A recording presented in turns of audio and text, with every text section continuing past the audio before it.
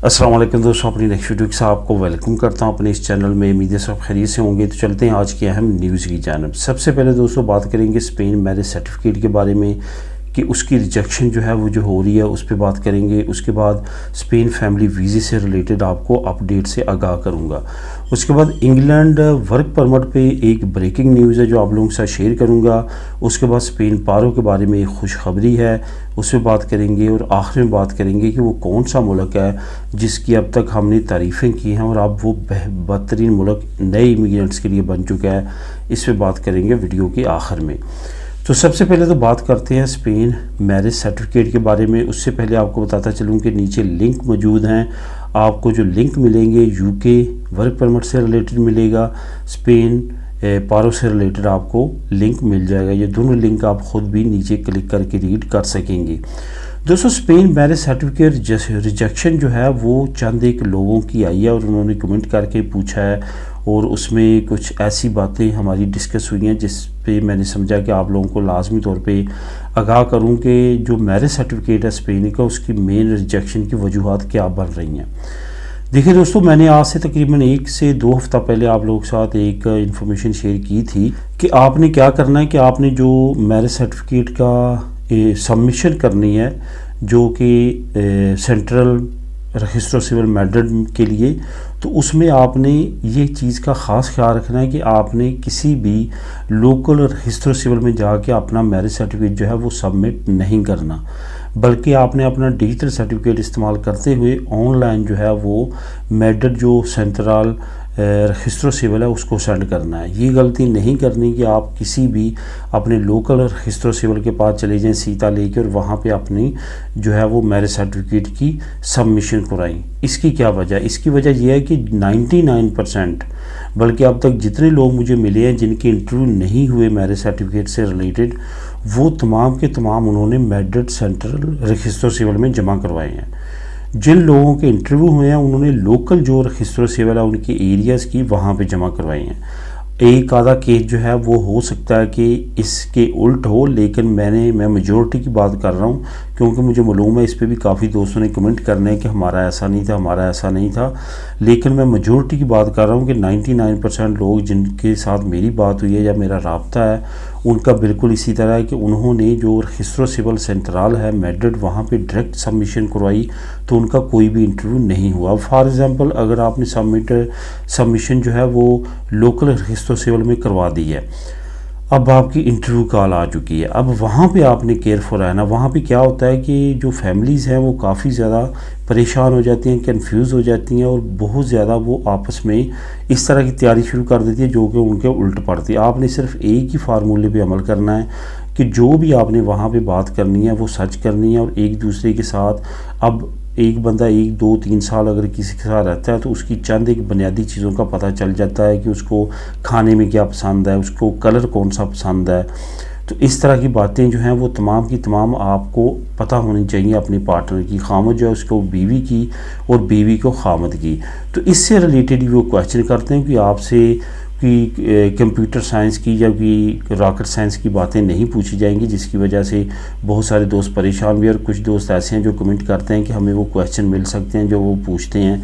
वो क्वेश्चन ऐसे नहीं है कि आपने उसकी एग्ज़ाम की तैयारी करनी है और आपने वहाँ पे जाके उनको बताना है, बल्कि वो कॉमन सेंस आपकी ज़ात से रिलेटेड ही क्वेश्चन है जो उस वक्त उसके जहन में आता है वो आपसे पूछ लेता है। इस वजह से इसमें कोई भी डिफ़िकल्टी नहीं है, कोई भी प्रॉब्लम नहीं है। रिजेक्शन की जहाँ तक बात है, अगर कोई 5 लोग इंटरव्यू देते हैं, मैं बल्कि कहूँगा कि अगर 10 लोगों का इंटरव्यू होता है तो उसमें एक की रिजेक्शन होती है, वो भी कोई बड़ा ब्लंडर उसमें उनको नज़र आता है कि इसमें मशकूक है तो तभी वो करते हैं, अदरवाइज़ वो ऐसा नहीं करते। तो इसमें जो है आपने इन चीज़ों का ख्याल रखना है तो आप इंशाल्लाह ताला परेशानी से बच जाएंगे। स्पेन वीज़ा जो इस वक्त प्रोसेस चल रहा है वो काफ़ी स्मूथली और बेहतर चल रहा है। जो पहले प्रॉब्लम्स थी जो उन्होंने रेसगुआर्दो पे लेनी बंद कर दी थी, तो उसके बाद जो है वो क्योंकि लोगों ने अब वो सबमिशन बंद कर दिया है रेसगुआर्दो पे, अब तमाम के तमाम लोग जो है वो ओरिजिनल सर्टिफिकेट ही हासिल करने के बाद कर रहे हैं। तो ओरिजिनल सर्टिफिकेट जो है वो काफ़ी लोगों का जिनके 8 से 10 महीने के बीच में टाइम पीरियड हुआ है, उनके बहुत जल्दी से और तेज़ी के साथ आना शुरू हो चुके हैं। और बहुत सारे मेरे भी जानने वाले लोग हैं जिनके मैरिज सर्टिफिकेट मिल चुके हैं और उन्होंने उन्होंने वहाँ पे जमा करवा दिए हैं। वो लोग जो कि रेसगुआर तो लेके जाते हैं, TCS वालों की जमा करवा रहे हैं और TCS वाले जमा कर रहे हैं, उनको मैं यही कहूँगा कि उनका टाइम ज़ाया होगा, क्योंकि जब एम्बेसी में जाएंगे तो वहाँ से उनको रिजेक्शन का सामना आएगा और उनसे लेटर के ज़रिए ओरिजिनल सर्टिफिकेट मांगा जाएगा। इस वजह से थोड़ा सा वेट कर लेना बेहतर है, ओरिजिनल सर्टिफिकेट लगा के जमा करें, सिवाय इसके कि बाद में आपको रिजेक्शन लगे और आपकी फ़ाइल जो है वो बैक टेबल पे चली जाए और आपको ज़्यादा टाइम लगे। इस वजह से इस चीज़ का लाजमी तौर पे ख्याल रखें कि आप अपने डॉक्यूमेंट जब तक कंप्लीट नहीं करते उनकी रिक्वायरमेंट के मुताबिक उस वक्त तक फ़ाइल जो है सबमिट ना करें। अब दोस्तों बात करते हैं इंग्लैंड वर्क परमिट की। इंग्लैंड वर्क परमिट से रिलेटेड एक नई अपडेट और ब्रेकिंग न्यूज़ आई है, जिसका लिंक भी आपको लिंक नंबर 1 नीचे डिस्क्रिप्शन में मिल जाएगा। ब्रेकिंग न्यूज़ ये है कि लास्ट ब्रेक्सिट जब हुआ है तो उस वक्त इन्होंने एक नया रूल बनाया था कि वो कोई भी लोग जो नॉन यूरोपियन हैं या यूरोपियन हैं, अगर वो वर्क परमिट पे आते हैं यूके में, तो एम्प्लॉयर है जो है वो उसको सालाना लाजमी तौर पे उसको 21,000 पाउंड जो है वो जो है उसकी सैलरी देना पड़ेगी। उसके बाद हमने सुना, पिछले दिनों मैंने आप लोगों के साथ एक न्यूज़ शेयर की थी जिसमें मैंने कहा था कि उसको बढ़ा के 30,000 पाउंड कर दिया गया है। लेकिन अब रिसेंटली नई ब्रेकिंग न्यूज़ ये आई है, वो ये न्यूज़ है कि अब उसको मिनिमम जो सैलरी सालाना अब एम्प्लॉयर्स ने पे करनी है वर्क परमिट के लिए, किसी भी मुल्क से वो आते हैं, ख्वाह वो यूरोप से आते हैं या नॉन यूरोपियन कंट्री से आते हैं, तो वो 40,000 पाउंड सालाना कर दी गई है, जो कि एक बहुत बड़ी अमाउंट है। इससे ये साबित होता है कि वर्क परमिट से रिलेटेड भी काफ़ी ज़्यादा रिस्ट्रिक्शन जो है वो यूके लगा रहा है।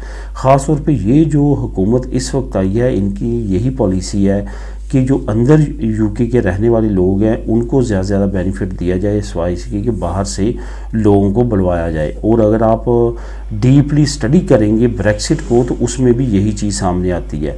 कल भी मैंने आप लोगों के साथ न्यूज़ शेयर की थी कि इन्होंने बहुत ज़्यादा यूरोपियन को डिपोर्ट किया और उसका लिंक भी दिया था आपको, जिसमें टॉप पे रोमानिया, बुल्गारिया, पोलैंड के लोग थे। तो वो भी इसी वजह से इनका ब्रेक्सिट हुआ था कि ये 3 ममालिक ने के बाशिंदों ने इतना ज़्यादा वहाँ पे एंट्री कर दी थी और वहाँ का लेबर रेट जो है वो इतना कम हो चुका था कि लोकल लोग जो है वो परेशान हो चुके थे कि हमारी सैलरीज इतनी कम हो चुकी हैं इनकी वजह से, क्योंकि ये कम सैलरी पे भी वही काम करते थे जो कि वो लोग वहाँ के लोकल नहीं करना चाहते थे। तो इस वजह से भी ब्रेक्सिट ने मेन किरदार अदा किया ब्रेक्सिट में इन तमाम अवामल ने। तो अब भी वही है, अब उन्होंने 40,000 कर दिया, जो कि एक बहुत बड़ी अमाउंट है। इस पे अब वर्क परमिट वगैरह पे आप जाना चाहते हैं तो एम्प्लॉयर को लाजमी तौर पे इतनी सैलरी जो है आपको पे करनी होगी, तभी आपका वीज़ा लगेगा, वरना आपको वर्क परमिट नहीं दिया जाएगा। अब दोस्तों बात करते हैं कि स्पेन पारो से रिलेटेड एक अच्छी और खुशखबरी की, वो ये है कि पारो अब आप मैक्सिमम लेवल पे ले सकते हैं, जो कि 1575 और 76 यूरो तक आप महीना ले सकते हैं। बेशक आपकी पारो कम बनती हो, लेकिन आप पारो की मद में ये अमाउंट ले सकेंगे।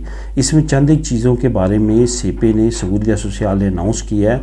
वैसे मैं इसका लिंक भी लिंक नंबर 2 आपको नीचे दे दूँगा, आप ख़ुद भी इसको रीड कर सकेंगे। वो ये उन्होंने बात की है कि वो लोग जिन पे फैमिलीज डिपेंड करती हैं या उनके बच्चों में से कोई ऐसा जो कि माजूर है, तो उनके लिए ये जो है वो नई ऑफ़र दी गई है कि आपकी अगर पारो कम भी बनती है तो आप 1500 यूरो से ज़्यादा तक की पारो हासिल कर सकते हैं। मज़ीद डिटेल दोस्तों नीचे आप डिस्क्रिप्शन में लिंक क्लिक करके रीड कर सकते हैं।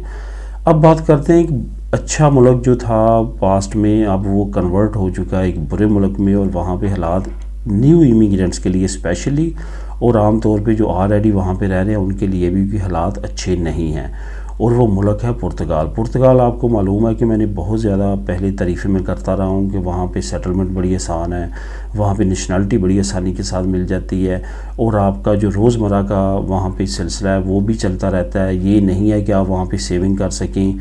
ये तमाम बातें मैंने वहाँ पे ऑलरेडी वीडियोज़ में की हैं, और ये भी आपको बताया कि अगर आप वहाँ पर बिज़नेस करते हैं तो थोड़ी बहुत आपकी अर्निंग बेहतर है, लेकिन अगर आप वहाँ पे जॉब करते हैं तो आप हैंड टू माउथ रहते हैं, आपका गुजर बसर होता रहता है।